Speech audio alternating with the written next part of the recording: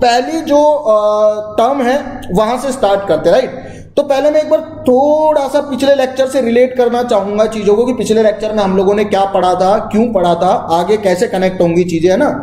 Connectivity बहुत जरूरी है भाई साहब। पिछले लेक्चर तक हम पढ़ चुके थे चार्ज और चार्ज की प्रॉपर्टीज, ठीक है। चार्ज पढ़ा था, चार्ज की प्रॉपर्टीज पढ़ी थी। मैं एक एग्जांपल बार बार दे रहा था कि यार मैं अपने पेन को अगर बालों पे रगड़ता हूं और कागज के छोटे छोटे टुकड़ों के पास ले जाता हूं तो क्या हो रहा था, वो टुकड़े इस पेन की तरफ अट्रैक्ट होते थे, ऐसा हो रहा था। ये बात तो मानते हो, ठीक है। फिर मैंने एक और एग्जांपल दिया था आप लोगों को कि सिल्क से आप कांच की रॉड को रगड़ रहे हो तो क्या हो रहा था, उस कांच की रॉड पे चार्जिंग हो रही थी। और फिर मैंने एक और एग्जांपल दिया था, प्लास्टिक की रॉड को आप रगड़ रहे थे वूल से तो उस पे भी क्या हो रही थी, चार्जिंग हो रही थी, ठीक है। इलेक्ट्रॉन इधर उधर आ जा रहे थे, मतलब कि चार्जिंग हो रही थी सिर्फ और सिर्फ उन्हीं ऑब्जेक्ट की जो प्लास्टिक थे, ग्लास थे। पेन प्लास्टिक का था तो पेन ने अट्रैक्ट किया, जो रॉड थी वो या तो प्लास्टिक की थी या ग्लास की थी। मतलब ये है कि मैंने सिर्फ और सिर्फ ऐसे ही चीजों के एग्जांपल दे रहा था जो इंसुलेटर्स थे, मतलब कि जो जिनमें बिजली नहीं जा सकती, मतलब जिनमें चार्ज फ्लो नहीं कर सकता, यानी कि जो कंडक्टर नहीं थे। मैंने कैसे एग्जांपल दिए थे, मैंने एग्जांपल्स दिए थे इंसुलेटर्स के, क्योंकि इलेक्ट्रोस्टैटिक्स के लिए किसी भी मटेरियल का इंसुलेटर होना बहुत जरूरी है। इलेक्ट्रोस्टैटिक का मतलब क्या है, इलेक्ट्रोस्टैटिक का मतलब है रुका हुआ चार्ज। और चार्ज कहां रुक सकता है, जहां उसे फ्लो होने की जगह नहीं मिलेगी। तो चार्ज को फ्लो होने की जगह नहीं मिलेगी, ऐसा मटेरियल्स को बोलते हैं हम इंसुलेटर। और जहां चार्ज फ्लो कर जाता है उस मटेरियल को हम बोलते हैं कंडक्टर। तो बेसिक डिफरेंस समझ में आया कि इंसुलेटर और कंडक्टर में क्या होता है। जिस मटेरियल में चार्ज फ्लो हो जाता है वो तो हो गया कंडक्टर, ठीक है। तो मैं कंडक्टर के बारे में पहले लिखता हूं, छोटा सा आपको यहाँ पे फोटो भी दिख रहा है कि कंडक्टर क्या है, इंसुलेटर क्या है। देखो आपने वायर देखी होगी घर में, ठीक है, फिर डेफिनेशन बताता हूं। वायर देखी होगी, वायर का ऊपर का हिस्सा बनाया जाता है प्लास्टिक का। क्यों? क्योंकि ऊपर के हिस्से में करंट ना जानी चाहिए। क्यों नहीं जानी चाहिए, तो मैं पकड़ूंगा कैसे। अगर ऊपर के हिस्से में भी करंट जाएगी और मैंने पकड़ लिया तो भाई फिर तो वक्त बदल जाएगा, जज्बात बदल जाएंगे, समझ रहे हो ना, बहुत जोर का झटका लगेगा, समझे। तो आपको क्या करना है, आपको बस बेसिक डिफरेंस समझना है कंडक्टर और इंसुलेटर का। यहाँ पे इस लेक्चर का मीनिंग यही है कि आप इन डिफरेंसेस को समझे, फिर आगे हम चलेंगे कि चार्जिंग के प्रोसेसेस कैसे ऐसे होते हैं चैप्टर को आगे बढ़ाते हुए, राइट। तो हमें पता है कि भाई इंसुलेटर मटेरियल की हम बात करते रहे कि भाई प्लास्टिक की रॉड थी, कांच की रॉड थी, प्लास्टिक का पेन था। अब यहाँ पे मैं फिर से बता रहा हूं कि वायर जो होती है उसमें बिजली जानी चाहिए, ठीक है। वायर में बिजली जानी चाहिए, तभी तो हमारे इक्विपमेंट्स चलेंगे, तभी तो आपकी टीवी चलेगी, तभी तो आपका फैन चलेगा, तभी तो आपका कूलर है या एसी है, जो भी है वो चलेगा। तो बिजली तो जानी चाहिए, मतलब बिजली जानी चाहिए। तो ऐसा मटेरियल जो बिजली को जाने देता है उसे बोलते हैं हम कंडक्टर, ठीक है। लेकिन फिर ऐसे मटेरियल को हैंडल करना डिफिकल्ट है। क्यों? ऐसे मटेरियल को पकड़ नहीं सकते आप, छू नहीं सकते, क्योंकि उसमें बिजली जा रही है। आपने जैसे ही छुआ तो आपका गेम ओवर है, समझे। तो अपन क्या करते हैं, उसके ऊपर एक ऐसी लेयर चढ़ा देते हैं प्लास्टिक की। आपने देखा ना, येलो और ब्लू वायर्स होती है, रेड और येलो वायर्स होती है, रेड और ब्लू वायर्स होती है। ऐसी लेयर चढ़ा देते हैं हम, जो कि ऐसे मटेरियल की बनी होती है जो करंट को फ्लो नहीं होने देती अपने अंदर। जैसे कि प्लास्टिक हो गया, है ना, प्लास्टिक, लकड़ी, वुड जिसे बोलते हैं, या फिर अपन बोल लेते हैं कांच हो गया। ये सब क्या होते हैं, इंसुलेटर होते हैं। तो बेसिक डिफरेंस क्या है इंसुलेटर और कंडक्टर का। कंडक्टर के बारे में अगर मैं लिखना चाहूं तो कंडक्टर क्या होता है भैया, कंडक्टर होता है अपना द मटेरियल विच अलाउज, क्या अलाउ करता है, flow of charge, flow of charge. Charge का फ्लो जो अलाउ करता है वो मटेरियल होता है कंडक्टर। कंडक्टर वो नहीं होता जो गांव की बसों में टिकट टिकट टिकट टिकट बोलता है, याद रखना। कंडक्टर वो होता है जो चार्ज का फ्लो अलाउ करता है, ठीक है। अब बात आ जाती है इंसुलेटर की। तो इंसुलेटर क्या होता है भाई, इंसुलेटर वो होता है जो कंडक्टर के बिल्कुल उल्टा काम करता है। मतलब that does not allow flow of charge. ऐसा मटेरियल जो फ्लो ऑफ चार्ज को अलाउ नहीं करता है। तो दो चीजें समझ में आई। कंडक्टर क्या हुआ, जो चार्ज को फ्लो अलाउ कर दे। मतलब करंट क्या होती है, आपने पढ़ा हुआ है कि चार्ज के फ्लो होने की रेट को हम बोलते हैं करंट, ठीक है। अब करंट जा रही है, इसका मतलब मटेरियल कंडक्टर होना चाहिए तभी करंट जाएगी, क्योंकि उसी मटेरियल में चार्ज फ्लो कर सकता है। तो करंट किस में जाती है, सिर्फ कंडक्टर में, क्योंकि वो चार्ज के फ्लो को अलाउ करता है। और किस में नहीं जाती है, इंसुलेटर में। क्यों? क्योंकि वो चार्ज के फ्लो को अलाउ नहीं करता है। अब हम पढ़ रहे हैं इलेक्ट्रोस्टैटिक। इलेक्ट्रोस्टैटिक में क्या होता है, चार्ज रुका हुआ होना चाहिए वहां पे, तभी इलेक्ट्रोस्टैटिक बनेगा ना। चार्ज एट रेस्ट, हम यही तो पढ़ रहे हैं। तो रेस्ट चार्ज होने के लिए जरूरी है कि वो मटेरियल जिस पे चार्ज रुक रहा है वो इंसुलेटर होना चाहिए। अगर आप सेम एक्सपेरिमेंट, जैसे मैंने पेन को क्या किया, अपने बाल से रगड़ा और मैंने कागज के टुकड़ों को अट्रैक्ट करने की कोशिश की और वो होते हैं। आप चम्मच से करके देखना ये एक्सपेरिमेंट, नहीं होगा। क्यों नहीं होगा? चम्मच होती है आपकी लोहे की, लोहे में चार्ज फ्लो करता है क्योंकि लोहा तो कंडक्टर है। प्लास्टिक में नहीं करता, प्लास्टिक क्या है, इंसुलेटर है। तो प्लास्टिक पे चार्ज रुक जाता है यहाँ पे थोड़ी देर के लिए, फ्रिक्शन के आने के कारण। फ्रिक्शन जैसे आता है तो चार्ज यानी कि इलेक्ट्रॉन्स आते हैं या इलेक्ट्रॉन छोड़ते हैं, तो इलेक्ट्रॉन्स यहाँ पे कुछ टाइम के लिए रुकते हैं, मतलब पॉजिटिव या नेगेटिव जो भी चार्ज है कुछ टाइम के लिए यहां पे रुकता है, जिसकी वजह से वो थोड़ा सा चार्ज अट्रैक्ट करता है ऑपोजिट चार्जेस को। अगर चम्मच से करोगे तो चम्मच तो कंडक्टिंग है, तो चार्ज चम्मच के थ्रू होता हुआ मेरे हाथ के थ्रू होता हुआ निकल जाएगा। समझ आ गया बेसिक डिफरेंस कि हम क्यों प्लास्टिक यूज कर रहे थे, क्यों हम ग्लास रॉड यूज कर रहे थे, क्यों हम पेन यूज कर रहे थे, ऐसे मटेरियल यूज कर रहे थे जो थे इंसुलेटर। इंसुलेटर मटेरियल क्यों यूज कर रहे थे? क्योंकि हम पढ़ रहे हैं इलेक्ट्रोस्टैटिक्स। इलेक्ट्रोस्टैटिक के इफेक्ट देखने के लिए मुझे ऐसे मटेरियल तो दो कम से कम जिन पे चार्ज रुके, स्टैटिक अवस्था में रहे या रेस्ट पे रहे। और ऐसे कौन से मटेरियल जिनमें चार्ज रेस्ट पे रहता है? वो होते हैं इंसुलेटर। चार्ज किस में फ्लो करता है? कंडक्टर। और किस पे रुकता है? इंसुलेटर। यही एक रीजन था कि हम इनको यूज कर रहे थे। ठीक है, तो ये बेसिक डिफरेंस हो गया अपना कंडक्टर और इंसुलेटर का। वायर लगा के दिखा दिया मैंने आप लोगों को बेसिक अंडरस्टैंडिंग के लिए। तो ये हो गया अपना डिस्कशन कंडक्टर और इंसुलेटर का। बहुत बेसिक लेक्चर है, दिमाग लगाने की जरूरत नहीं है, एक बार सुन लो, जिंदगी में कभी पढ़ने की जरूरत नहीं पड़ेगी।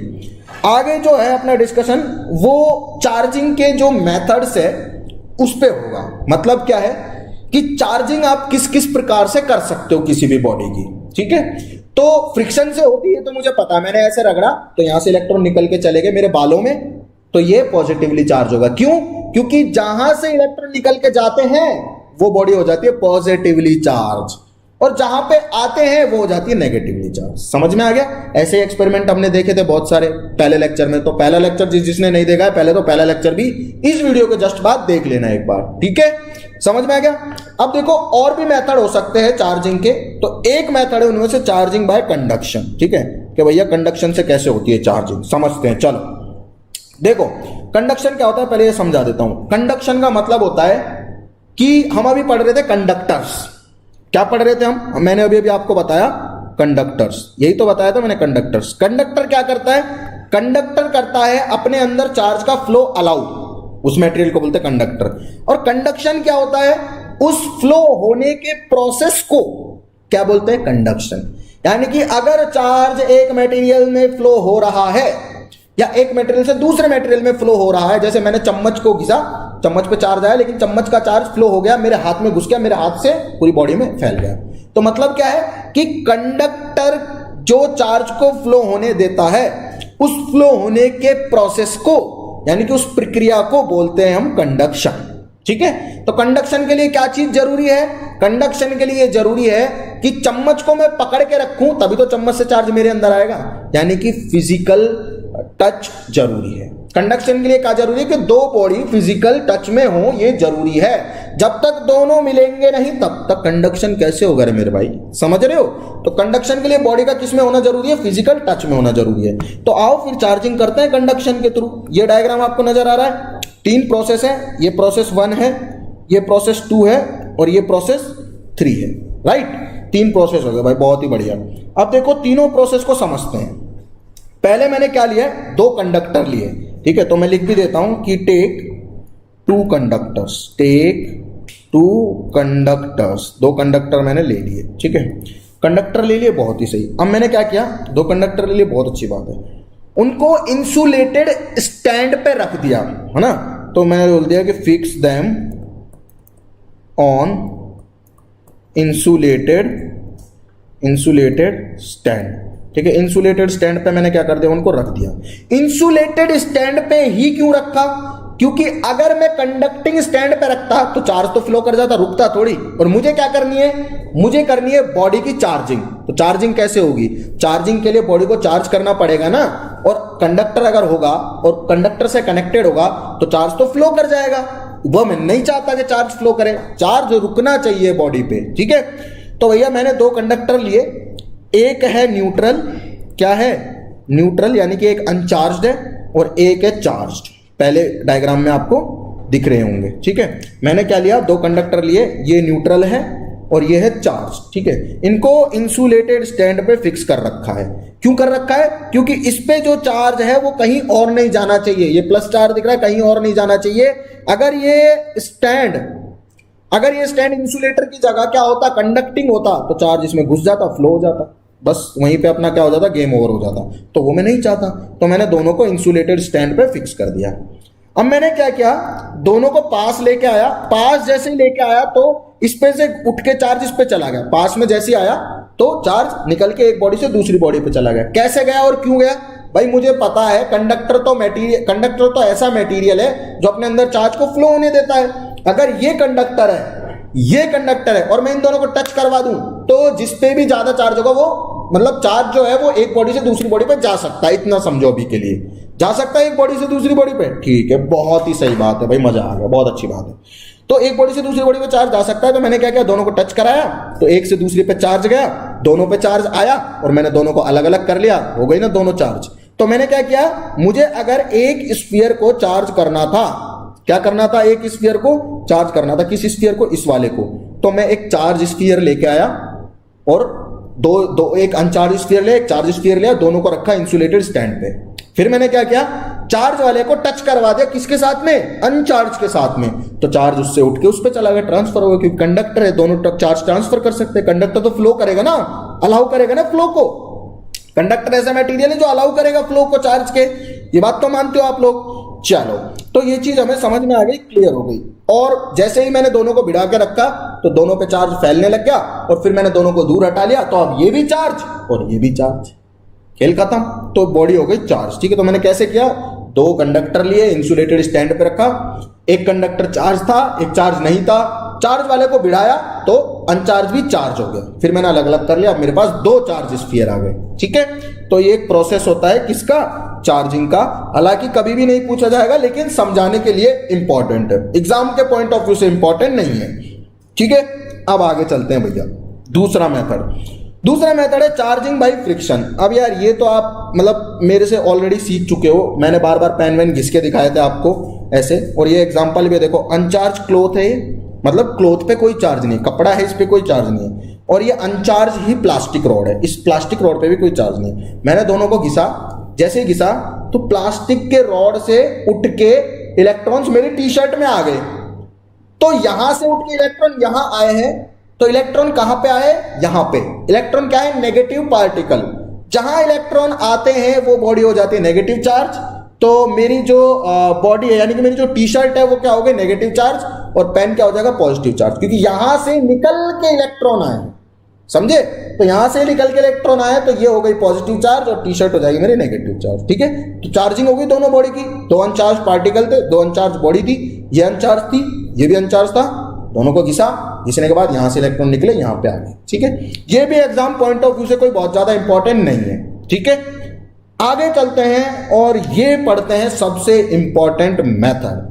ये मेथड क्या है, ये है बहुत ही ज्यादा इंपॉर्टेंट, ठीक है। तो स्टार मार्क करेंगे इस मेथड पे जो भी बच्चे बोर्ड के लिए तैयारी कर रहे हैं। ये मेथड पूछा जाता है आपसे आपके एग्जाम में, चाहे आप सीबीएसई में हो, चाहे आप यूपी बोर्ड में हो, चाहे आप राजस्थान बोर्ड में हो, चाहे बिहार बोर्ड में हो, ठीक है, चाहे आप एमपी बोर्ड, महाराष्ट्र बोर्ड, कोई भी बोर्ड हो, ये इंपॉर्टेंट प्रोसेस है, राइट। तो आई होप आप लोगों को अभी तक जो भी चीजें मैंने समझाई है वो समझ में आई। तो फटाफट से लाइक कर दे इस सेशन को, और अभी भी जो लोग आपको लगता है इस वीडियो को नहीं देख रहे हैं उनको ये वीडियो का लिंक शेयर कर दो ताकि वो भी जुड़ जाएं, क्योंकि अब इस चैप्टर का इंपॉर्टेंट पार्ट चालू होने वाला है। अभी तक तो क्या मौज मस्ती चल रही थी, कोई इतना ज्यादा डिफिकल्ट और इतना ज्यादा समझने वाला पार्ट था नहीं, ठीक है। और अगर आपको समझ में आ गया तो कमेंट सेक्शन में लिख भी दो फटाफट कि हाँ भाई सर समझ में आ गया, ठीक है।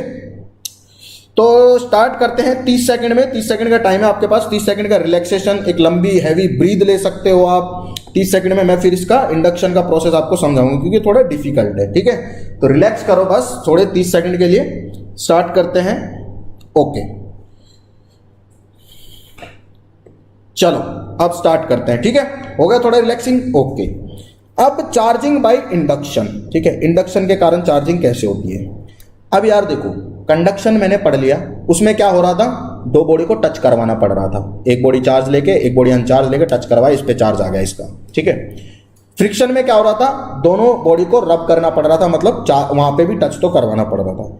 ये ऐसा प्रोसेस है जिसमें ये लिखा आ सकता है कि विदाउट टचिंग ऐसा भी लिखा जा सकता है कि how would you charge a sphere without touching. Without touching का मतलब क्या है, विदाउट टचिंग का अपने आप में ही मीनिंग यह है कि इंडक्शन के थ्रू बात कर रहा है वो। इंडक्शन के थ्रू चार्जिंग लिखी आए एग्जाम में, चाहे विदाउट टचिंग लिखी आए, आपको यही प्रोसीजर फॉलो करना है जो मैं बता रहा हूं। बस ये याद रख लेना, गंगाधरी शक्तिमान है, मतलब क्या कि इंडक्शन ही विदाउट टचिंग है। गंगाधर तो पता है ना, शक्तिमान गंगाधरी तो था भाई, तो गंगाधरी शक्तिमान वाली बात है कि इंडक्शन ही विदाउट टचिंग वाली बात है, ठीक है। चलो अब मैं क्या करूंगा, मैंने पहले ये प्रोसेस ऐसा है कि ये पहला स्टेप है, ये दूसरा स्टेप है, ये तीसरा स्टेप है, ये चौथा स्टेप है और ये पांचवा स्टेप है। आपके एनसीईआरटी का ही डायग्राम है ताकि आपको आराम से समझ में आ जाए, ठीक है। तो स्टेप 1 में क्या किया मैंने, स्टेप 1 में मैंने एक स्फीयर ले लिया, ठीक है।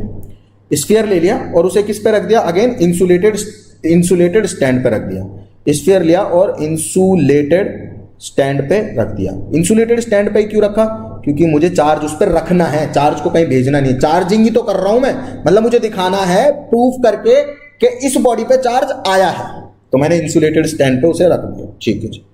अब मैं क्या करता हूं, स्फीयर है कंडक्टिंग, स्फीयर कैसा है, कंडक्टिंग है, ठीक है। कंडक्टिंग स्फीयर है, मतलब कंडक्टिंग स्फीयर है और न्यूट्रल है। अब न्यूट्रल का मतलब क्या होता है, न्यूट्रल का मतलब ये होता है कि जितना पॉजिटिव चार्ज है उसके अंदर उतना ही नेगेटिव चार्ज भी है। ये चीज समझ में आती है कि नहीं, मतलब न्यूट्रल का मतलब क्या होता है, जितना पॉजिटिव चार्ज है स्फीयर के अंदर उतना नेगेटिव भी है। तो मैंने एक कंडक्टिंग स्फीयर लिया जिसके अंदर प्रैक्टिकली जितना पॉजिटिव चार्ज है उतना ही नेगेटिव चार्ज है, तो नेट चार्ज कितना होगा, 0। तो मैं बोल सकता हूं कि इस पे चार्ज नहीं है क्योंकि नेट चार्ज 0 है। मैं चार्जिंग की बात कर रहा हूं और नेट चार्ज 0 है, तो अभी तक ये चार्ज नहीं बोल सकते इसे, ठीक है जी, बहुत सही बात है। अब मैं क्या करता हूं, ये जो स्फीयर है, ठीक है, इस स्फीयर के पास में लेके आता हूं मैं एक रॉड, ठीक है। दूसरा स्टेप समझो, ये जो स्फीयर है, ये जो स्फीयर है, इस स्फीयर के अंदर जितना पॉजिटिव चार्ज है उतना ही नेगेटिव चार्ज है, और इस स्फीयर के पास में लेके आता हूं मैं एक रॉड।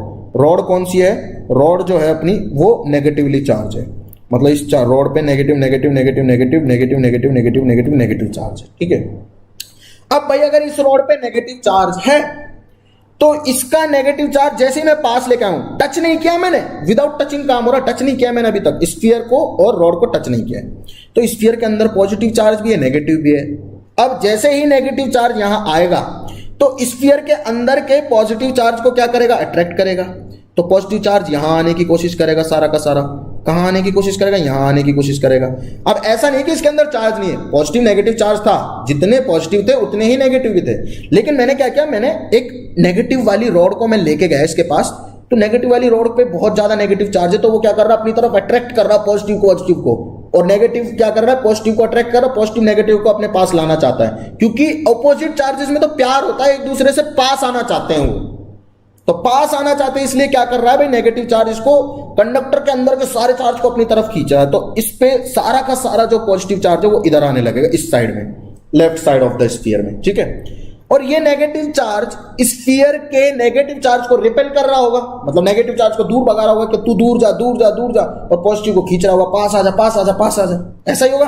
तो नेगेटिव चार्ज आ रहा होगा यहाँ पे सारा, ठीक है, क्योंकि नेगेटिव चार्ज को ये क्या कर रहा होगा, ये वाला नेगेटिव चार्ज रिपेल कर रहा होगा नेगेटिव को, और पॉजिटिव को अट्रैक्ट कर रहा होगा। ये बात तो समझ में आ रही है, इतना तो पता है ना कि पॉजिटिव क्या करेगा, नेगेटिव को नेगेटिव क्या करेगा, पॉजिटिव को अट्रैक्ट करेगा, और नेगेटिव को रिपेल करेगा, ठीक है भाई। चलो बहुत ही बढ़िया, 2 स्टेप हो गए, तो मतलब हमने इस पे, लेकिन अभी भी जितना पॉजिटिव है उतना नेगेटिव है, तो नेट चार्ज तो अभी भी 0 ही है, ठीक है।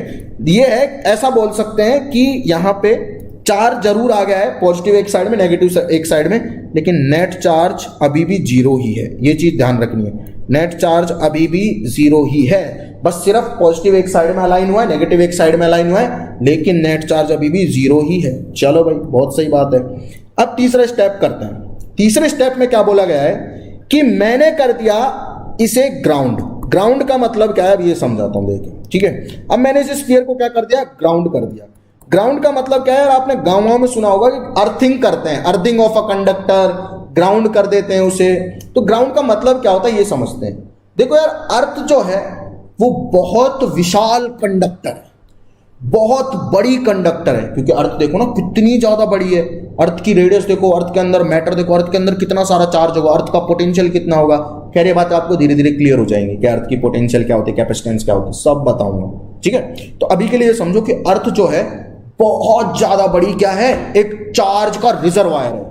अर्थ के अंदर बहुत सारा चार्ज आ सकता है। तो अर्थ को आप थोड़ा सा चार्ज दे दो या अर्थ से थोड़ा सा चार्ज ले दो, फर्क थोड़ी ना पड़ेगा, नहीं पड़ेगा।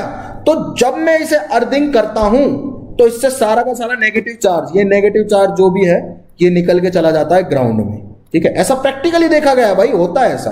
तो नेगेटिव चार्ज क्या करता है, सारा का सारा अर्थ में चला जाता है। अर्थिंग क्यों करी मैंने, क्योंकि भैया मैंने अर्थिंग इसलिए करी है, मुझे इसे चार्ज बनाना है। मैंने पॉजिटिव नेगेटिव दो पार्ट में तो बांट लिए, लेकिन नेट चार्ज अभी भी जीरो है। तो मैंने क्या किया, मैंने एक तार लिया, उसे कंडक्टर से जोड़ा और उसे जमीन में गाड़ दिया। जमीन में गाड़ा तो स्फीयर से सारा का सारा चार्ज जो है वो तार के थ्रू होके कहां चला गया, धरती में चला गया। अब याद रहे ये वायर जो है ये कंडक्टिंग होनी चाहिए। क्या होनी चाहिए, कंडक्टिंग, क्योंकि अगर कंडक्टिंग होगी तभी तो चार्ज इसमें से फ्लो करके जाएगा, ऐसे ऐसे ऐसे ऐसे ऐसे ऐसे, ऐसे और धरती में घुस जाएगा, ठीक है। तो सारा का सारा नेगेटिव चार्ज धरती में चला गया। अब इस पे क्या बचा, अब बचा सिर्फ और सिर्फ पॉजिटिव चार्ज। अब अपने गोले पे क्या बचा, सिर्फ और सिर्फ पॉजिटिव चार्ज। तो अपने गोले पे बचा सिर्फ और सिर्फ पॉजिटिव चार्ज, तो अपने गोले पे रहेगा सिर्फ और सिर्फ पॉजिटिव चार्ज, ठीक है। अब मैंने क्या किया, मैंने इसे दूर हटा लिया। जैसे ही पॉजिटिव चार्ज आ गया मुझे पता चल गया कि सारा नेगेटिव चार्ज जा चुका है, तो मैंने क्या किया, रॉड को दूर हटा लिया। दूर हटाया तो थोड़ी देर बाद चार्ज अपने आप स्फीयर के ऊपर अच्छे से सेटल हो गया, ठीक है, अच्छे से सेटल हो गया, ठीक है। तो पूरा का पूरा स्फीयर क्या हो गया, पॉजिटिवली चार्ज हो गया, ठीक है। आई होप आपको समझ में आया कि क्या हुआ है, क्या किया है मैंने। यहाँ पे 5 स्टेप में प्रोसेस हुआ है। मैंने क्या किया है, मैं एक बार आप लोगों को कमेंट पढ़ लेता हूं, क्या ठीक है, समझ में आ गया है, ठीक है ठीक है ठीक है ठीक है ठीक है, बहुत सही। चलो समझ में आ गया तो बहुत अच्छी बात है। ईटिंग की वायर मटेरियल, अर्थिंग की वायर मटेरियल, अर्थिंग की वायर मटेरियल बता दिया मैंने आपको। अर्थिंग की वायर मटेरियल कंडक्टिंग होनी चाहिए बच्चों, कंडक्टिंग होगी तभी क्या होगा, तभी उसमें से चार्ज फ्लो होके जाएगा, ठीक है। अर्थिंग की जो वायर मटेरियल है वो क्या होनी चाहिए, कंडक्टिंग होनी चाहिए, तभी उसमें से क्या करेगा, कंडक्टर में से चार्ज होके जाएगा। मुझे एक्चुअल में करना क्या है, मुझे ये करना है, मुझे एक स्फीयर को चार्ज करना है, ठीक है। ये प्रोसेस समझो आप, ये प्रोसेस समझो, हाँ ठीक है ठीक है, आ गया, बहुत अच्छी बात है। मुझे एक स्फीयर को चार्ज करना है। अब मुझे इसे चार्ज करना है, इसके अंदर जितना पॉजिटिव चार्ज है उतना ही नेगेटिव भी चार्ज है। ये बात तो मानते हो, चलो मान ली, बहुत बढ़िया बात है। जितना पॉजिटिव उतना नेगेटिव। अब मैंने क्या किया, एक नेगेटिव रॉड को लाया इधर, नेगेटिव को लाऊंगा तो नेगेटिव से इसका सारा पॉजिटिव अट्रैक्ट होगा, इधर आ जाएगा, और सारा नेगेटिव रिपेल होगा तो पीछे चला जाएगा, ठीक है। अब इस पे पॉजिटिव इधर आ गया, नेगेटिव इधर आ गया। अब मेरे दिमाग में आइडिया आया कि यार एक काम करता हूं कि अगर ये नेगेटिव नेगेटिव निकल जाए तो ये पूरा का पूरा स्फीयर पॉजिटिव रह जाएगा, ठीक है, क्योंकि अभी तो जितना पॉजिटिव है उतना नेगेटिव है, नेट चार्ज जीरो है। अगर ये नेगेटिव निकल जाए किसी तरह से, तो मैंने क्या किया, एक कंडक्टिंग वायर ली और उसे जमीन में गाड़ दिया, तो सारा नेगेटिव उसके थ्रू होके फ्लो होके चला गया जमीन में। जमीन में चला गया तो अब बचा क्या, पॉजिटिव। अब मैंने रॉड को दूर हटा लिया तो अब चार्ज क्या है, अट्रैक्शन भी नहीं फील कर रहा रॉड से, अब फैल जाएगा आराम से चारों तरफ, ठीक है। समझ में आ गया। तो इस तरह से हो जाती है अपनी चार्जिंग की प्रोसेस बाय इंडक्शन, ठीक है। और ये याद रखना इंडक्शन में कि गंगाधरी शक्तिमान है, मतलब विदाउट टचिंग। मैंने कहीं भी टच नहीं किया है इस वायर, इस पर्टिकुलर स्फीयर को रॉड के साथ में, क्योंकि मैंने रॉड से इंड्यूस करवाया इसमें चार्ज। इंडक्शन क्यों बोल रहे हैं, क्योंकि इंड्यूस हुआ है इसमें चार्ज, इसमें चार्ज नहीं था, पॉजिटिव जितना था उतना ही नेगेटिव था, लेकिन मैं रॉड को लेके आया तो इसके चार्ज इधर इधर सेटल होने लग गए अट्रैक्शन और रिपल्सन के कारण, फिर नीचे निकल गया नेगेटिव चार्ज, तो बचा सिर्फ और सिर्फ क्या, ऐसा चार्ज जो है पॉजिटिव। तो रॉड के कारण इंड्यूस चार्ज आया उसमें, इसीलिए इसे इंडक्शन बोलते हैं। और विदाउट टचिंग एनी ऑब्जेक्ट, इस हमने क्या कर लिया, इसका प्रोसेस खत्म कर लिया। ठीक है, तो ये हो गया चार्जिंग बाय इंडक्शन और इंपॉर्टेंट है। आई होप इस तरह से आपको समझ में आ गया कि लाइफ में कभी आगे समझने की इसको जरूरत ना पड़े और पढ़ने की भी जरूरत ना पड़े। ठीक है, यहां तक बात खत्म होती है। आगे चलते हैं मस्ती करते हुए। अब आते हैं हम इस पर्टिकुलर चैप्टर के सबसे इंपॉर्टेंट, मतलब मोस्ट इंपॉर्टेंट पार्ट पे। ठीक है, इस पे बहुत सारे हम सवाल करेंगे। यहां पे तो अभी डिस्कशन बस इसका स्टार्ट होगा। तो सर, अर्थिंग में नेगेटिव चार्ज अर्थ में जाएगा या फिर negative can also provide electron so that body to which we want to make negative charge body. ठीक है, देखो यार, ये चीज है ना, अर्थ में मैं बता रहा हूं, अर्थ का क्या है, अर्थ का ऐसा है कि अर्थ बहुत बड़ा रिजर्वायर है। ठीक है, तो नेगेटिव चार्ज ही जाएगा या पॉजिटिव चार्ज ही जाएगा ये स्पेसिफाइड नहीं है, लेकिन चार्ज जाएगा। और हमें ये बताया जाता है कि नेगेटिव चार्ज जा रहा है क्योंकि हम बना रहे हैं पॉजिटिवली चार्ज बॉडी। और ये ऐसा हमें क्यों लगा कि नेगेटिव चार्ज आएगा, क्योंकि नेगेटिव चार्ज ही रिपेल फील कर, नेगेटिव चार्ज पे ही रिपल्शन लग रहा है। ठीक है, नेगेटिव चार्ज पे ही रिपल्शन लग रहा है, वो दूर है तो दूर से हम उसे फ्लो करवा देते हैं। उसके अलावा एक और इसका रीजन है, वो है पोटेंशियल। पोटेंशियल हम पढ़ेंगे नेक्स्ट चैप्टर में, जहां पे हम पढ़ेंगे भैया कैपेसिटेंस ऑफ अर्थ। अर्थ की कैपेसिटेंस कितनी होती है। कैपेसिटेंस क्या होती है, ability to hold the charge, कि अगर मैं एक बॉडी हूं तो मैं कितना चार्ज होल्ड कर सकता हूं। ठीक है, तो वहां पे देखा जाएगा कि अपने स्फीयर की कैपेसिटेंस ज्यादा है या इस अर्थ की ज्यादा है, और फिर इनका पोटेंशियल क्या है। पोटेंशियल के बाद हमें पता चलेगा कि चार्ज जो है वो हाई पोटेंशियल से लो पोटेंशियल की तरफ क्या करता है, मूव करता है, पॉजिटिव चार्ज। और नेगेटिव कहां करेगा, लो से हाई की तरफ। तो आपको समझ में आ जाएगा बस कहां से कहां जाएगा चार्ज, सिंपल है बिल्कुल। ठीक है, तो इस तरह से आप समझ सकते हो कि भाई साहब चार्ज जो है वो नेगेटिव ही क्यों गया। वैसे बिल्कुल थ्योरी बेस्ड मॉडल है, थ्योरी बेस्ड चीजें हैं, तो आपको इस तरह से याद रखोगे तो अच्छे से समझ में आएगा। राइट, अब हम चलते हैं भैया इस चैप्टर के मोस्ट इंपॉर्टेंट पार्ट की तरफ, जो है कूलम्स लॉ। कूलम का नाम आपने सुना होगा, आप चाहे जेई मेन की परीक्षा लिख रहे हो, बोर्ड की परीक्षा लिख रहे हो या नीट की परीक्षा लिख रहे हो, भाई साहब ये टॉपिक ऐसा, इससे सवाल मिलेगा ही मिलेगा, बहुत ही इंपॉर्टेंट पार्ट है। तो अब से चीजें चालू होती है प्रैक्टिकली, तो आपके जो सिलेबस है उसमें, और अब से चीजें थोड़ी सी एक लेवल ऊपर हो जाएंगी। अभी तक तो बेसिक बेसिक बातें कर रहे थे, अब से चीजें थोड़ी एक लेवल ऊपर हो जाएंगी, अब अच्छी अच्छी चीजें आपको पढ़ने को मिलेंगी। राइट, तो कूलम ने क्या किया, कूलम एक साइंटिस्ट थे। ठीक है, उन्होंने दो चार्ज को लेकर एक्सपेरिमेंट किया, ये चार्ज 1 हो गया, ये चार्ज 2 हो गया, मान लेते हैं। ठीक है, क्यों कर रहे हैं वो एक्सपेरिमेंट, देखो समझो बात को। अब ये बात, ये डाउट आएगा, कूलम को क्या जरूरत थी यार एक्सपेरिमेंट करने की। तो देखो एक बात, मैंने ऐसे इसको रगड़ा और मैंने यहां पे इसको पास में लेके आया, किसके पास में लेके आया, इस कागज के टुकड़ों में, तो कागज के टुकड़े अपने आप उठ के इसके पास चले गए। ठीक है, देखो हमें पता है कि एक मास दूसरे मास को अट्रैक्ट करता है। ठीक है, ये बात तो समझ में। अगर इसका मास कागज के मास को अट्रैक्ट करता तो मैं बोल देता कि ग्रेविटेशन के कारण हो रहा है, लेकिन कागज के टुकड़ों को अट्रैक्ट नहीं करता। ये क्यों नहीं करता, बिना घिसे तो नहीं करता ना। क्यों नहीं करता, क्योंकि gravitation force is a weak force. आपको पता चल गया था ये 11वीं क्लास के पहले चैप्टर में। ध्यान करो, अब सारी चीजें याद दिलाऊंगा। और हमें बताया जाता है कि इलेक्ट्रिक फोर्स जो है ये तो बहुत स्ट्रांग फोर्स है। अगर इलेक्ट्रिक फोर्स इतना स्ट्रांग है कि इसकी ग्रेविटी इसे नहीं खींच पा रही है, लेकिन घिसते के साथ ही इसका चार्ज इसे खींच पा रहा है, तो हमारे लिए जरूरी हो गया था बच्चों इस चीज को जानना कि ये फोर्स जो है ये एक्चुअल में है कितना अट्रैक्टिव या है कितना पावरफुल। तो इस फोर्स की पावर तो जाननी पड़ेगी ना, और पावर जानने के लिए मुझे क्या करना पड़ेगा, इसका मैग्नीट्यूड जानना पड़ेगा। भैया समझ में आ गई बात, मुझे क्या करना पड़ेगा, पावर जानने के लिए इसका मैग्नीट्यूड जानना पड़ेगा। तो इसी मैग्नीट्यूड को जानने के लिए कूलम ने किया एक्सपेरिमेंट। उन्होंने दो चार्ज लिए, और चार्ज कौन से लिए, पॉइंट चार्ज। ठीक है, याद रखना है कूलम का लॉ जो है वो सिर्फ और सिर्फ पॉइंट चार्जेस के लिए एप्लीकेबल है, ये चीज याद रखनी है। ओनली फॉर पॉइंट चार्ज, जैसे होता है ना only for boys, only for girls, वैसे ही जो अपना कूलम भैया हैं उनका लॉ किसके लिए है, ओनली फॉर पॉइंट चार्जेस। भैया पॉइंट चार्ज दिखेगा, आंख बंद करूंगा, कूलम लॉ लगा दूंगा, मजा आ जाएगा बस। ठीक है, यहां तक बात समझ में, ओके। अब उन्होंने क्या किया, दो पॉइंट चार्ज लिए, ये पहला पॉइंट चार्ज हो गया, यहां पर रखता हूं मैं, और ये दूसरा पॉइंट चार्ज हो गया। उन्होंने क्या किया, इसको भी क्यू मैग्नीट्यूड दे दिया, इसको भी क्यू मैग्नीट्यूड दे दिया, और दोनों के बीच की जो दूरी है उसे फिक्स रखा r। ठीक है, तो फोर्स आया F1। ठीक, फोर्स लिखा, उन्होंने देखा, दो चार्ज लटका दिया अपने कमरे में, उनके बीच में देखा भैया कितना फोर्स लग रहा है, ठीक है। फिर उन्होंने क्या किया, इसका मैग्नीट्यूड कर दिया 2q, इसका मैग्नीट्यूड कर दिया 2q, दूरी r ही रखी, ठीक है, दूरी r ही रखी, और फिर उन्होंने देखा कि फोर्स क्या आता है, F2 आता है, ठीक है। अब उन्हें पता चला कि जो F2 है वो ग्रेटर देन है F1 से, मतलब F2 ज्यादा आ रहा है F1 से, ठीक है। तो आप लोग क्या कमेंट कर रहे हैं कि व्हाट इज पॉइंट चार्ज। अच्छा यार, पॉइंट चार्ज क्या होता है, पॉइंट चार्ज होता है, पॉइंट पता है ना क्या होता है, पॉइंट किसे कहते हैं हम लोग, पॉइंट होता है एक बिंदु, यानी कि जिसकी कोई डायमेंशन नहीं है। लाइन क्या होती है, उसकी डायमेंशन होती है, उसे मैं नाप सकता हूं कितने मीटर की है, सेंटीमीटर की है, मिलीमीटर की है। पॉइंट को आप नाप सकते हो नहीं, मतलब इतना छोटा, extremely small charge, extremely small, उसे कहते हैं हम पॉइंट चार्ज। अब देखो यार, ये जो जैसे मानो कि ये रिमोट है, इसे मैं क्या कर सकता हूं, इसे मैं चार्ज कर सकता हूं, लेकिन इस पे कूलम लो कैसे लगाऊंगा, ये तो पॉइंट चार्ज है ही नहीं, ये तो भैया अलग सी शेप है, तो इस पे कूलम लो नहीं लगेगा।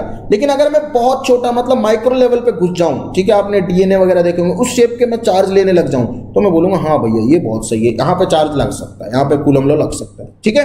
तो पॉइंट चार्ज कहाँ पे लगता है, पॉइंट चार्ज के बीच का फोर्स होता है, और छोटे छोटे पॉइंट चार्ज होते हैं वो अट्रैक्ट करते हैं, तो हर एक चार्ज का फोर्स काउंट होता है। ये बाद में पढ़ेंगे, क्योंकि फोर्स क्या होता है, एक वेक्टर क्वांटिटी है, और वेक्टर क्वांटिटी क्या होती है, आपस में ऐड हो जाती है, वेक्टर लॉ के थ्रू 11वीं क्लास में पढ़े हुए हैं वेक्टर आपने, ठीक है। चलो बैक टू बेसिक्स वापस आते हैं। कूलम ने क्या किया, दो चार्ज लिए, उनके बीच की दूरी फिक्स रखी, दूरी फिक्स करके क्या कर दिया उसने, फोर्स लिखा F1, फिर उसने चार्ज का मैग्नीट्यूड बढ़ाया, फोर्स आया F2, और अब का फोर्स पिछले वाले फोर्स से ज्यादा था, फिर उसने चार्ज का मैग्नीट्यूड और बढ़ाया, दूरी कांस्टेंट है, यहीं पे चार्ज रखे हुए हैं, इनका मैग्नीट्यूड बढ़ाता जा रहा हूं, मैग्नीट्यूड बढ़ाता जा रहा हूं, मैग्नीट्यूड बढ़ाता जा रहा हूं, फोर्स बढ़ता जा रहा, बढ़ता जा रहा, बढ़ता जा रहा, बढ़ता जा रहा। मतलब कूलम ने बोला कि जो फोर्स है ना, ये प्रोपोर्शनल है दोनों चार्जेस के मैग्नीट्यूड के मल्टीप्लीकेशन में। दो चार्ज लिए थे उसने, अब वो जरूरी नहीं बराबर ही हो हमेशा, वो कुछ भी हो सकते हैं। तो मैंने पहला मान लिया Q1, दूसरा मान लिया Q2, ठीक है, यहाँ पे भी Q1 Q2 मान लेते हैं। जैसे जैसे आप Q1 Q2 की वैल्यू बढ़ाते जाते हो, वैसे वैसे फोर्स भी दोनों चार्जेस के बीच में बढ़ने लगता है, ठीक है। यहां तक बात, कहानी क्लियर चल रही है, बिल्कुल सही बात है।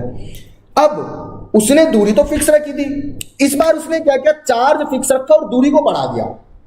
उसने क्या सोचा कि यार ऐसा भी तो हो सकता है कि चार्ज को मैं फिक्स रखूं और दूरी को बढ़ा दूं, क्योंकि ये लॉ है ना, अभी जब आएगा तो आपको बिल्कुल न्यूटन के ग्रेविटेशन लॉ जैसा लगेगा। फिर कहानी देखते हैं कि क्या हुई होगी, ठीक है।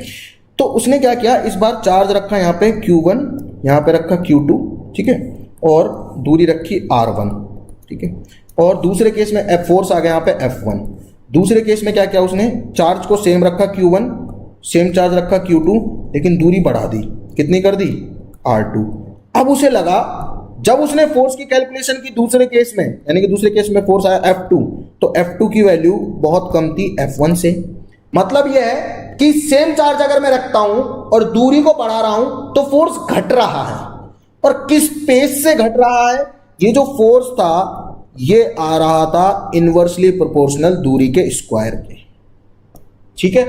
मतलब क्या हुआ, दो हमारे पास में रिजल्ट निकले। क्या रिजल्ट निकले कि एक तो जो फोर्स है वो प्रोपोर्शनल है दोनों चार्जेस के मल्टीप्लीकेशन के। जिन भी दो चार्जेस के बीच में मैं फोर्स लिख रहा हूं, उन दो चार्ज का मल्टीप्लिकेशन कर दो, उसके प्रोपोर्शनल आएगा। और इनवर्सली प्रोपोर्शनल है किसके, दूरी के, दोनों चार्जेस के बीच की दूरी के स्क्वायर के। तो मैंने दोनों के बीच का स्क्वायर कर दिया, ठीक है। तो भैया ये बन गया कूलम लॉ। अब अगर मैं प्रोपोर्शनल साइन हटाऊंगा तो ऑब्वियस सी बात है भाई, प्रोपोर्शनल साइन हटने के साथ ही क्या आ जाएगा, के क्या है, कांस्टेंट, जिसे हम इलेक्ट्रोस्टैटिक कांस्टेंट कहते हैं। के Q1 Q2 upon R square, ये बन गया अपने पास में कूलम फोर्स का फॉर्मूला। कौन सा फॉर्मूला आ गया, कूलम फोर्स का फॉर्मूला। अब क्योंकि ये फोर्स है तो इसकी यूनिट क्या होगी, न्यूटन, ऑब्वियस सी बात है न्यूटन होगी। और इस फोर्स को अगर आप देखोगे तो आपको याद आएंगी चीजें कि सर ये तो मुझे force is equal to Gm1 m2 upon R square जैसा लग रहा है, जहां पे G तो क्या होता था, ग्रेविटेशन कांस्टेंट, यहां पे आ गया K क्या है, इलेक्ट्रोस्टैटिक कांस्टेंट। वहां पे m1 होता था पहला मास, यहां पे Q1 है पहला चार्ज। वहां पे m2 होता था दूसरा मास, यहां पे Q2 है दूसरा चार्ज। और R स्क्वायर के इनवर्सली प्रोपोर्शनल भी है। वहां होती थी R दोनों मास के बीच की दूरी, यहां पे है R दोनों चार्ज के बीच की दूरी। समझ में आया क्या बात करी हमने? तो ये इंपॉर्टेंट है, बहुत ज्यादा इंपॉर्टेंट है और आपको फील भी आएगी क्योंकि आप इसे डायरेक्टली कनेक्ट कर सकते हो किसके साथ में? न्यूटन्स लॉ ऑफ ग्रेविटेशन के साथ में। तो ग्रेविटेशन अगर आपको अच्छे से आता है तो इस चैप्टर में तो कतई दिक्कत नहीं आने वाली। वहां पे जो काम मास करता था यहां पे वो काम चार्ज करेगा, बस एक छोटा सा डिफरेंस आएगा जो मैं बता देता हूं। मास हमेशा अट्रैक्ट करते, कभी रिपेल नहीं करते, लेकिन चार्ज अट्रैक्ट भी करेगा और रिपेल भी करेगा। ठीक है, क्लियर है कहानी? चलो अब भैया हमारे पास में ये नई चीज आ गई, Q1 चार्ज है, Q2 चार्ज है, R² चार्ज है, K क्या है? अब आपके दिमाग में डाउट आना चाहिए, K क्या है सर? ये K मैंने बताया आपको क्या है भाई। K है इलेक्ट्रोस्टैटिक्स कांस्टेंट। ठीक है, K क्या है? K है इलेक्ट्रोस्टैटिक कांस्टेंट। तो इलेक्ट्रोस्टैटिक कांस्टेंट है भैया, बहुत सही। अब K की यूनिट क्या होगी? चलो यूनिट एंड डायमेंशन पे खेलते हैं, इंपॉर्टेंट है, आता है, बहुत बार पूछा जाता है। K की यूनिट होगी K इज इक्वल टू, तो बच्चे कमेंट कर रहे हैं कि explain question proportionality bye 1/r² क्यों? अच्छा देखो 1/r² क्यों ये पूछ रहे हो आप लोग। ठीक है, ये चीज जब आप एक्सपेरिमेंट करोगे तब पता चलेगा। कैसे? कि पहले उसने रखा होगा, मान लो 2 मीटर की दूरी पे या 2 सेंटीमीटर की दूरी पे मानो, चलो मिलीमीटर की दूरी पे मानो, पॉइंट चार्ज है ना, छोटे हैं तो छोटी दूरी रखते हैं, मिलीमीटर की दूरी पे रख के दो चार्ज, या फिर सेंटीमीटर की दूरी पे रख लिए मान लो, तो फोर्स आया होगा कुछ। अब जैसे ही मैंने दूरी को बढ़ाया तो फोर्स है ना जो उसके अंडर रूट की टाइम्स में घटा होगा। समझ रहे हो? इसका मतलब क्या यार? ग्राफ कैसे ड्रॉ करते हैं? ग्राफ ऐसे ड्रॉ करते हैं कि बार बार वैल्यूज लेते हैं। आपने 11वीं में एक्सपेरिमेंट किए होंगे, 12वीं में तो अगर आए हो तो नहीं करे होंगे अभी तक, लेकिन बाद में कर लोगे कि R² के ही प्रोपोर्शनल क्यों आया? क्योंकि वो जब एक्सपेरिमेंट कर रहे थे तो उन्होंने ऑब्जर्वेशन देखी कि यार ये मैग्नीट्यूड के मल्टीप्लीकेशन के तो प्रोपोर्शनल है, कि 2 चार्ज हैं जो इनका मल्टीप्लाई करो इसके तो प्रोपोर्शनल है। मतलब ये अगर मैग्नीट्यूड का मल्टीप्लीकेशन बढ़ रहा है तो फोर्स बढ़ेगा और घट रहा है तो फोर्स घटेगा, डायरेक्टली प्रोपोर्शनल है। लेकिन दूरी जो है उन्होंने फोर्स कैलकुलेट किया है बाकायदा नंबर्स में, कि दूरी जो है ये कैसे वेरी कर रही है? ये ऐसे वेरी कर रही है कि दूरी बढ़ाता हूं मैं 2 सेंटीमीटर, फोर्स घट जाता है 4 गुना, मतलब दूरी करता हूं 2 गुना तो फोर्स घट जाता है 4 गुना, तो हो गया ना। दूरी बढ़ाता हूं मैं 3 गुना, फोर्स घट जाता है 9 गुना। दूरी बढ़ाता हूं मैं 6 गुना, फोर्स घट जाता है 36 गुना। तो समझ में आ गया ना उसको भाई साहब R² के प्रोपोर्शनल होगा। क्लियर है? चलो अब इलेक्ट्रोस्टैटिक कांस्टेंट पे आ जाता है फटाफट वापस बैक टू बेसिक्स। ठीक है, बीच में डिस्टर्ब नहीं करना है, फटाफट बैक टू बेसिक, पहले पूरा होने दो टॉपिक को। तो फोर्स की वैल्यू लिख ली हमने K Q1 Q2 अपन R²। तो K की वैल्यू क्या है? Electrostatic constant. अब K की हम क्या लिख रहे थे? यूनिट। तो K की यूनिट क्या होगी? K का मुझे यूनिट लिखना है तो मैं पहले K का फॉर्मूला लिखता हूं FR² अपॉन Q1 Q2। ठीक है, यही होगा। ओके, फोर्स की यूनिट क्या होती है? न्यूटन। SI यूनिट लिख रहा हूं, क्या होती है? Unit Newton. R² क्या है? दोनों चार्ज के बीच की दूरी, दूरी का स्क्वायर क्या होता है? मीटर स्क्वायर, तो newton metre square upon Q1 क्या है? कूलम। चार्ज है ना, तो चार्ज का मात्रक क्या होता है? चार्ज की यूनिट क्या होती है? कूलम। और Q2 क्या है? Q2 भी यूनिट है, वो भी क्या होगी? कूलम होगी। चार्ज की यूनिट है तो कूलम होगी, तो हो जाएगा कूलम स्क्वायर। तो K की यूनिट क्या आ गई? K की यूनिट आ गई newton metre square upon coulomb square. ठीक है, तो why the charge increase according to distance. Charge कहां इंक्रीज किया अकॉर्डिंग टू डिस्टेंस? आपने एक्सपेरिमेंट को सुना ही नहीं है ठीक से। ठीक है, देखो चार्ज इंक्रीज नहीं किया है डिस्टेंस से। फोर्स और चार्ज का और डिस्टेंस का रिलेशन दिया, दोबारा से समझाता हूं, सुनो कहानी को, कहानी में ध्यान दो। देखो मेरे पास 2 चार्ज है, पहला चार्ज ये रहा, दूसरा चार्ज ये रहा, यह है Q1, यह है Q2। ठीक है, मुझे इन चार्ज की वैल्यू पता है और मेरे पास लेबोरेटरी है। अब कूलम ने जब एक्सपेरिमेंट किया होगा तो उसने कमरे में बैठ के तो किया नहीं होगा, ऑब्वियस सी बात है, इतना बड़ा एक्सपेरिमेंट कर रहा है बंदा, तो लेबोरेटरी में किया होगा। ठीक है, लेबोरेटरी में उसके पास इक्विपमेंट्स थे उसके हैवी, उसके पास ऐसी ऐसी मशीनें थी जो फोर्स को नाप सकती थी, जो दूरी को नाप सकती थी। अब चार्ज को ऐसा थोड़ी उसने पकड़ के किया है, चार्ज भी तो दिखाई थोड़ी ना देता है यार, कहीं ना कहीं से मैक्रोस्कोपिक लेवल पे जाके उसने स्टडी की है, मतलब बहुत अंदर जाके किसी एटम को लिया है, उस एटम के बीच के चार्जेस को स्टडी किया है, और उसके बीच के चार्जेस को जो स्टडी किया है उसके बाद उसे पता चला है कि यार ये फोर्स कैसे इंक्रीज या डिक्रीज हो रहा है। समझा? तो पता चल गया उन लोगों को। चलो ठीक है, अब देखो Q1 Q2 है तो उसने पहले दूरी को रखा R, कांस्टेंट रखा, फोर्स आया मान लो F1। ठीक है, F1 फोर्स आ गया। अब उसने F2 फोर्स लगाया, और F2 फोर्स कैसे लगाया, Q1 को बढ़ा दिया और Q2 को बढ़ा दिया। उसके पास मशीन थी, मशीन में उसने कुछ घुमाया और चार्जेस बढ़ गए तो उसे लगा फोर्स भी बढ़ गया। तो उसे फोर्स कैसे बढ़ता हुआ दिखाई दिया, बार बार ऑब्जर्वेशन करने पर, उसने 10 बार 12 बार 20 बार ऑब्जर्व किया, तब जाके उसे पता चला कि ये फोर्स तो प्रोपोर्शनल आ रहा भाई साहब दोनों के मल्टीप्लिकेशन के चार्जेस की। पहली ऑब्जर्वेशन उसे ये मिली। ये ऑब्जर्वेशन है, ये प्रैक्टिकल किया हुआ है उसने, मतलब ये कोई लॉ नहीं है, ये कोई लॉजिक नहीं है कि क्यों हो रहा है। ये ऐसा है कि मैंने करा है, मैं बता सकता हूं क्यों हो रहा है, सिंपल सी बात है। मैंने किया, आजा देख बैठ लेबोरेटरी में मेरे साथ, मैं बताता हूं कैसे होता है। तो उन्होंने बता दिया लोगों को, और लोगों ने करके देखा तो लोग मान गए, यार हाँ सही बोल रहा है, तो ऐसा ही होता है। फिर उन्होंने क्या किया, चार्ज को कांस्टेंट रखा, दूरी को बढ़ाते गए बढ़ाते गए बढ़ाते गए बढ़ाते गए, दूरी को बढ़ाते गए तो फोर्स घटता गया। और कैसे घट रहा था, दूरी को बढ़ा रहा हूं 2 गुना तो फोर्स घट रहा है 4 गुना, दूरी को बढ़ा रहा हूं 3 गुना तो फोर्स घट रहा है 9 गुना, दूरी को बढ़ा रहा हूं 4 गुना तो फोर्स घट रहा है 16 गुना। समझ में आ गया ना उसे कि आर स्क्वायर के प्रोपोर्शनल है, इसको 2 गुना घटाता हूं फोर्स 4 गुना कम हो जाता है, वो आर स्क्वायर के प्रोपोर्शनल है। ठीक है, तो भैया आर स्क्वायर के प्रोपोर्शनल हो गई, इनवर्सली प्रोपोर्शनल। तो फोर्स उन्होंने बोला कि आर स्क्वायर के इनवर्सली प्रोपोर्शनल है, और यहां से हमारे पास में रिजल्ट क्या निकला, यहां से हमारे पास में रिजल्ट निकला कि फोर्स जो है वो भैया के Q1 Q2 upon R square. I hope आपके डाउट्स क्लियर हो रहे होंगे। ठीक है, तो अगर डाउट्स क्लियर हो रहे हैं तो फटाफट से लिखते चलो सर समझ में आ गया है, ताकि हम इस डिस्कशन को आगे बढ़ाएं। ठीक है, तो बेसिक ऑब्जर्वेशन के बाद हम यहां पहुंचे कि फोर्स जो है Q1 Q2 upon R square होता है, के Q1 Q2 upon R square लिख दिया। के एक नई चीज है, के एक जहरीला लड़का है, बहुत नई चीज है, नई चीज हमारे सामने है, इलेक्ट्रोस्टैटिक कांस्टेंट है, तो हमने इसकी यूनिट लिख दी, काम में आ जाएगा। कभी पूछ लिया जाए एक आध नंबर का कि के जो कि इलेक्ट्रोस्टैटिक कांस्टेंट है उसकी यूनिट बताओ, तो हमने लिख दिया newton metre square upon coulomb square, ऐसे निकालेंगे। ठीक है भाई, अब आगे इस के की वैल्यू होती है, इस के की भी वैल्यू होती है, और वैल्यू क्या होती है, वैल्यू होती है के की 9 × 10⁹ newton metre square upon coulomb square. भाई रखेंगे तो इसी के साथ ना, किसके साथ, इसकी यूनिट के साथ। तो के की वैल्यू क्या हो गई, 9 × 10⁹ newton metre square upon coulomb square. ठीक है,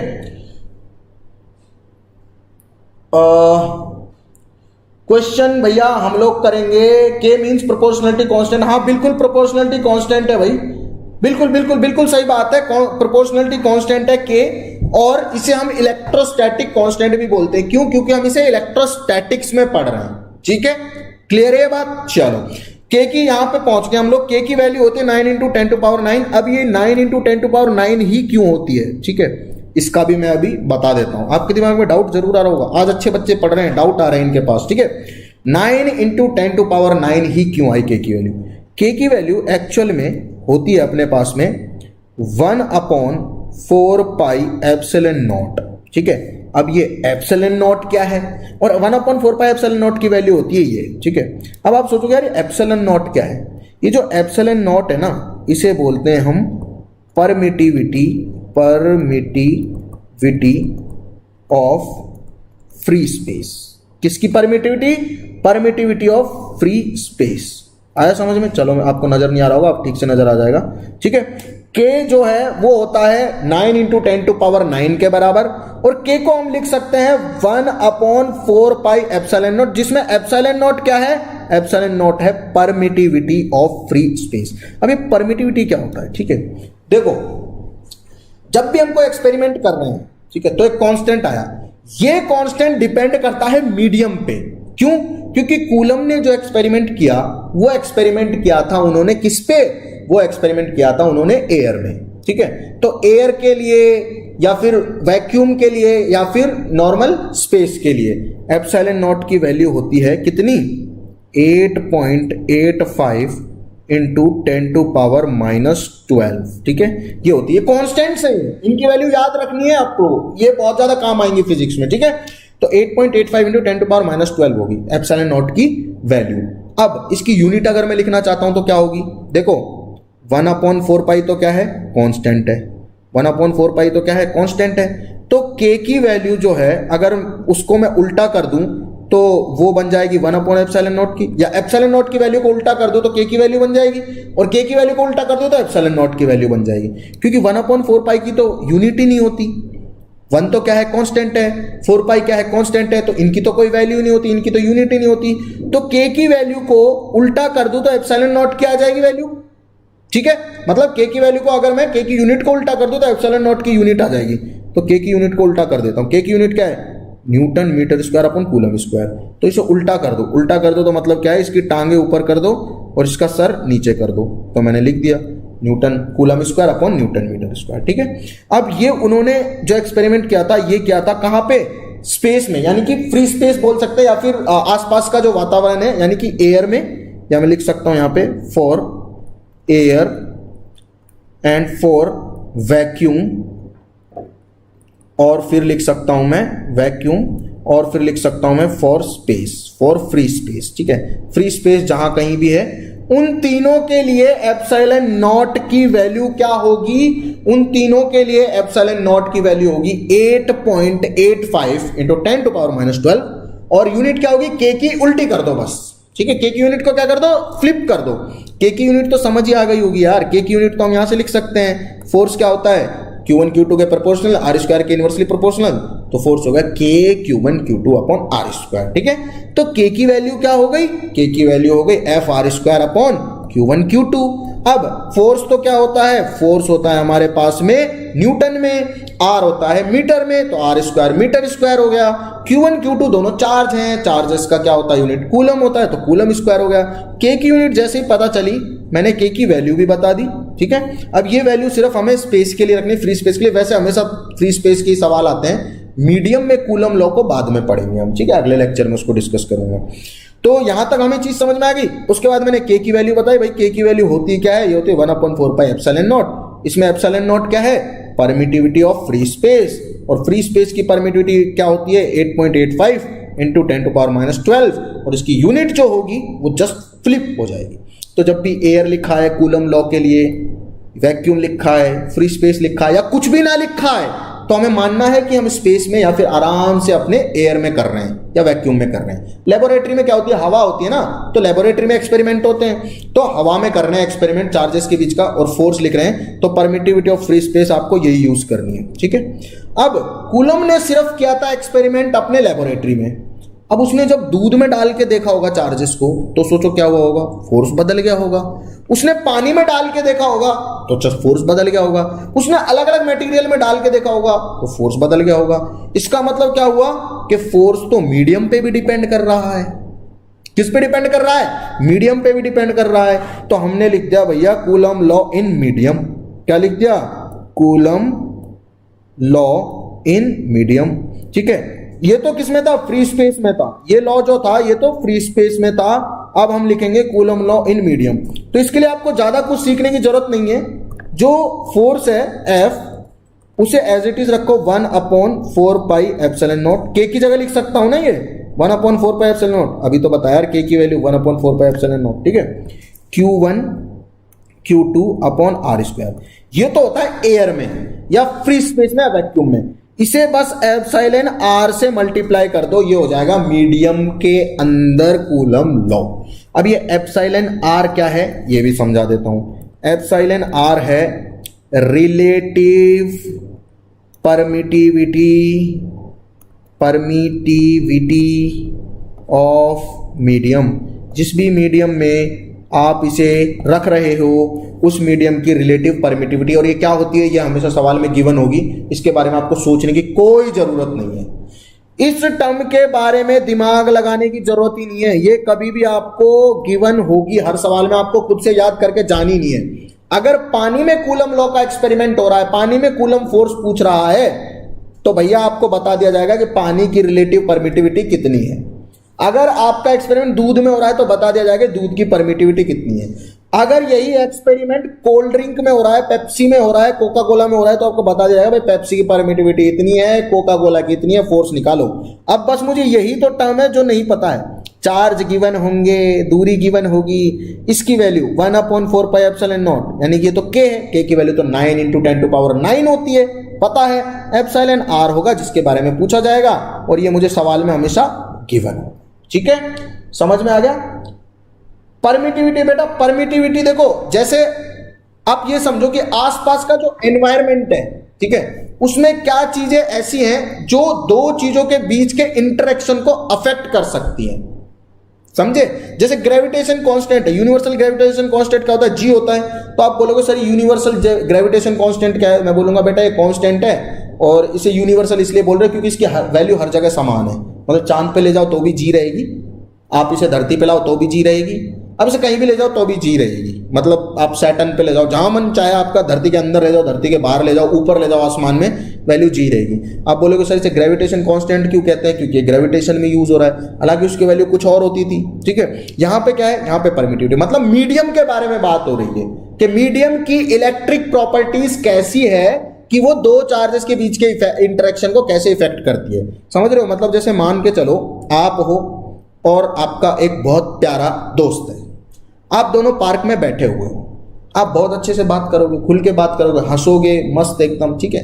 तो वो है पार्क की परमिटिविटी, यानी कि वो सराउंडिंग है जहां पे आप ऐसे बिहेव कर रहे हो। अब मान लो आप हो और आपका वही प्यारा दोस्त आपकी क्लास में बैठ गए दोनों आप, अब टीचर सामने खड़ा है या खड़ी है, जो भी समझो, तो क्या होगा? क्या आप वैसे ठहाके लगा के हंस पाओगे? क्या आप वैसे बातें कर पाओगे? नहीं, क्योंकि वो क्लास की परमिटिविटी है बेटा, गाल पे आशीर्वाद मिल जाएगा वहां पे। समझ रहे हो ना? तो ये परमिटिविटी का मतलब क्या होता है कि भैया वो सराउंडिंग जो दो चार्ज पार्टिकल के बीच का क्या रखती है? इंटरेक्शन को अफेक्ट करती है। ठीक है, और इसके बारे में हमने सारी चीजें पढ़ ली है। आई होप आज मैंने सारे आपके डाउट क्लियर कर दिए हैं। क्लास यहीं पे खत्म होती है, अगले सेशन में मिलेंगे हम लोग आपसे जरूर। और डेली डाउटनेट पे लाइव क्लासेस चल रही हैं। जो भी बच्चे आईआईटी जेई के लिए प्रिपेयर कर रहे हैं, नीट के लिए प्रिपेयर कर रहे हैं, उनके लिए सुबह 11 बजे से लाइव क्लास होती है। मैं फिजिक्स की लाइव क्लास लेता हूं, यक्षु मैम केमिस्ट्री की लाइव क्लास लेती हैं, दीपक सर मैथ्स की लाइव क्लास लेते हैं। तो जरूर आइए, वहां पे सीखिए चीजों को। उसके अलावा 10th 12th 9th 11th 10th 12th की क्लास हमारी चल रही है। 9th और 11th की क्लास बहुत जल्दी चालू होने वाली है, प्रोबेबली अगले वीक से। तो आप लोगों के कोई छोटे भाई बहन है, उन्हें भी जरूर बताइए कि भैया डाउटनेट पे कुछ हो रहा है और अच्छे से हो रहा है, आपके डाउट्स भी क्लियर हो रहे हैं। ठीक है, तो आई होप आप लोगों को समझ में आया है जो भी मैंने आज पढ़ाया है। एक बार क्विक रिवीजन कर लेते हैं। मैंने आपको 3 टाइप से चार्जिंग बताई, कंडक्शन, फ्रिक्शन और इंडक्शन।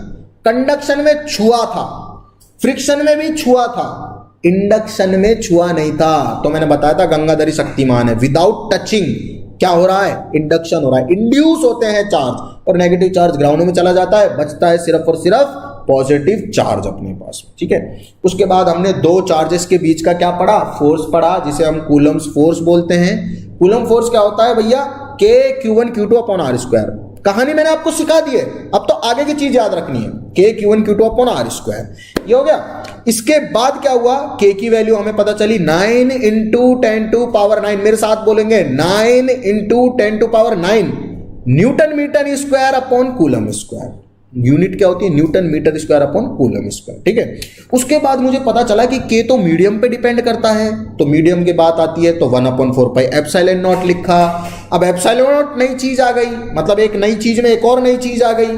अब ये क्या है एप्सिलॉन नॉट? स्पेस की परमिटिविटी, फ्री स्पेस की परमिटिविटी, एयर की परमिटिविटी, वैक्यूम की परमिटिविटी, जो भी बोलो, मतलब सराउंडिंग में दो चार्जेस के इफेक्ट को कैसे क्या कर रही है? इंटरेक्ट को इफेक्ट कर रही है। ठीक है, तो यहां से मुझे परमिटिविटी पता चलेगी। ठीक है, इसकी वैल्यू क्या होती है? 8.85 इंटू 10 टू पावर -12 और यूनिट K की यूनिट का उल्टा, यानी कि coulomb square upon newton metre square. उसके बाद मीडियम में गया तो मेरे को एक टर्म से मल्टीप्लाई करना था, वो थी एप्सिलॉन R, और एप्सिलॉन R से जैसे ही मल्टीप्लाई किया तो भैया मेरे को तो बहुत अच्छा फॉर्मूला मिल गया मीडियम में कूलम लॉ का।